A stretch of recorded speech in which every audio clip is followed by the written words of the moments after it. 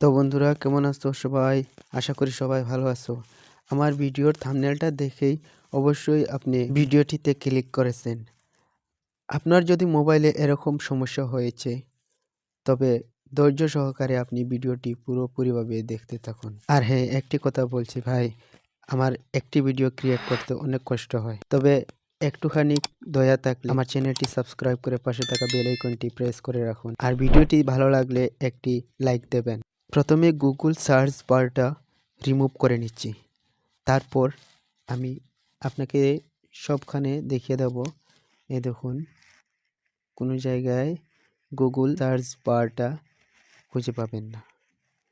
তারপর আমার চ্যানেলে কোনো ফেক ভিডিও পাবেন না। যতগুলো ভিডিও পাবেন সব অরিজিনাল 100% কাজ করার ভিডিও। স্ক্রিনের খালি জায়গাতে প্রেস করে রাখলাম। এই দেখুন, নতুন একটি ইন্টারফেস চলে আসলো। এখানে 3 নম্বর অপশনটি রয়েছে ওয়েট গেট, সেই অপশনটিতে চাপ দিব। এই দেখুন, আরো একটা ইন্টারফেস চলে আসলো।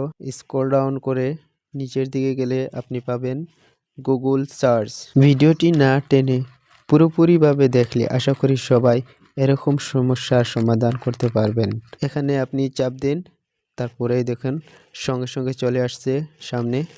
দেখলেন তো কিভাবে এই গুগল সার্চ অপশনটা শো করছে সামনে।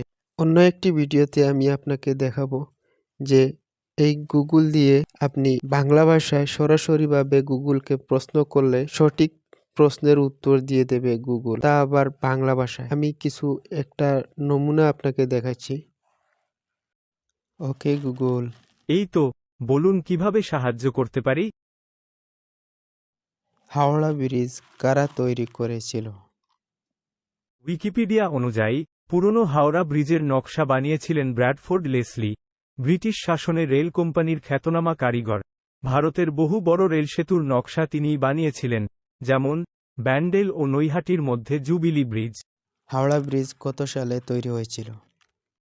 উইকিপিডিয়া অনুযায়ী হাওড়া সেতু ভারতের পশ্চিমবঙ্গের হুগলি নদীর উপর অবস্থিত বড় খিলানযুক্ত একটি ঝুলন্ত সেতু। সেতুটি 1943 সালে অনুমোদিত হয় এবং 1945 সালে পুরাতন পন্টুন সেতুর বদলে বহির্বাহু সেতুটির উদ্বোধন হয়। 1965 সালের 14 জুন সেতুটির নাম পরিবর্তন করে রবীন্দ্রনাথ ঠাকুরের নামে রবীন্দ্র সেতু রাখা হয়।